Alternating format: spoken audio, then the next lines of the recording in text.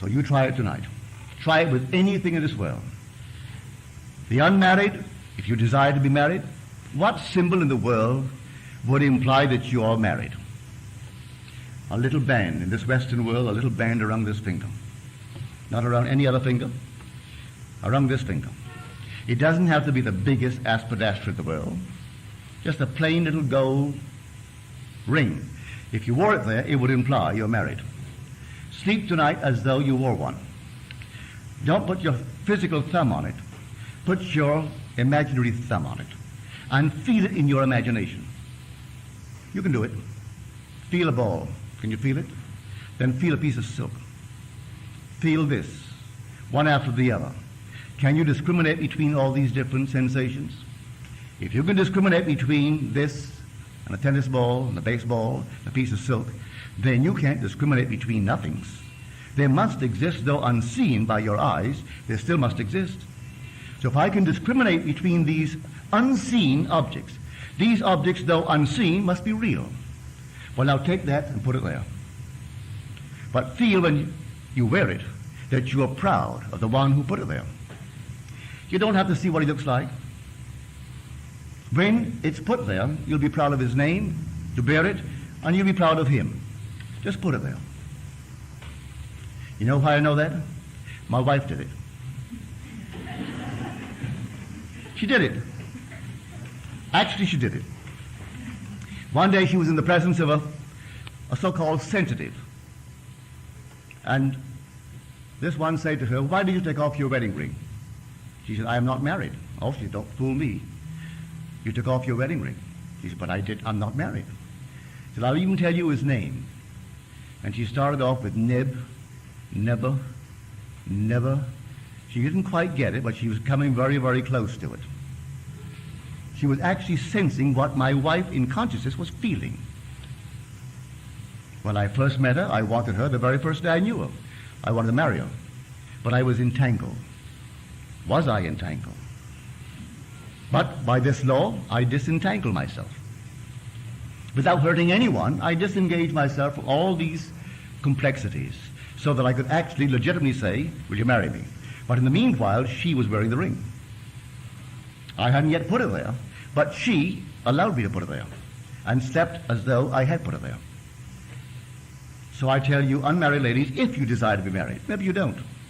If you do, that's the way to do it. And it'll come out of the nowhere. You don't have to go and buy anyone or try to meet the right people. Usually when you try to meet the right one, he's always the wrong one. So don't go searching. Those who go searching for love only make manifest their own lovelessness.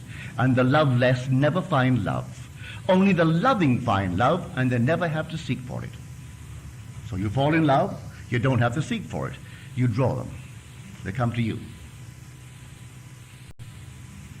But I'll tell you one thing, do not concern yourself with the means. Always go to the end, dwell in the end, and you'll hurt no one. But if you try to devise the means, you're, messing the whole thing up. I've had people say to me, "I want that man and no other man." I said, "No, you don't. You want to be happily married. You don't want that man or no man." "Oh, yes, that man or no man." Then, of course, this always shocks them. I said, "If he dropped dead right now, would you want to be married?" "Well, he isn't going to drop." "I didn't ask you that. If he dropped dead right now, or if he's right this very moment accused of being the world's greatest thief or murderer, you still want him?" "Well, now, why ask those questions, Neville? I want that man." But you see, it isn't that man. They want to be happily married. But I have gone to so many weddings where it was either that man or none, and it wasn't that man.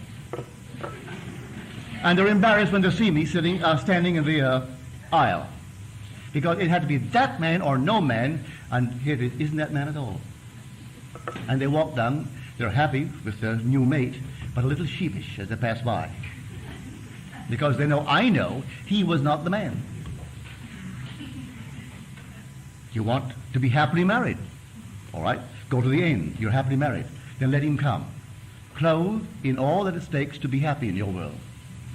He doesn't have to be some matinee idol. What's their so-called world? They divorce one after the other anyway. So what did that do to the girl? or she to him. So that's not what you really want. You want something that's a man.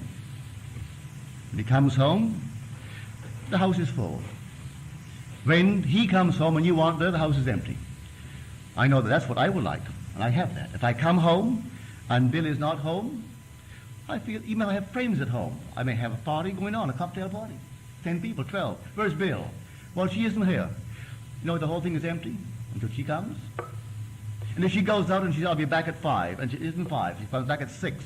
Well, between 5 and 6, I am not myself. Where is she?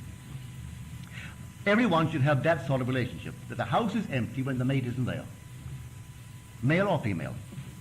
If I could come home and it didn't matter whether she was there or not, what on earth am I doing being married? If she isn't there, and it makes no difference to me whether she's or not, well then that's not marriage. The house must be empty when she isn't there or you aren't there. If I knew in her heart that I could go and come when I wanted, and she wasn't concerned, well, that's not my wife. I know I've got to depart someday and leave her behind me, or she goes and leaves me behind. That I know is inevitable. But while we are together, I want it to be so that the house is empty if the other one isn't there. And I'm selfish enough to want her to feel the same way. Any other questions?